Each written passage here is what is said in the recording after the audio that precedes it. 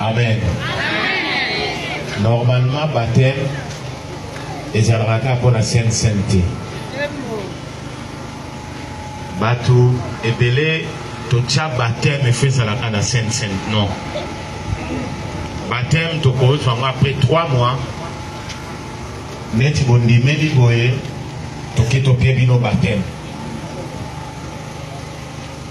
D'ailleurs, mon moni, nous avons changé ma cambo dans l'ordre des prophètes. Il va faire sa baptême quand il est dans mon Sainte-Sainte. Donc, mon toutou, Azana doit être au botama, moto ya sika. Signification de baptême. Baptême est ça, exode.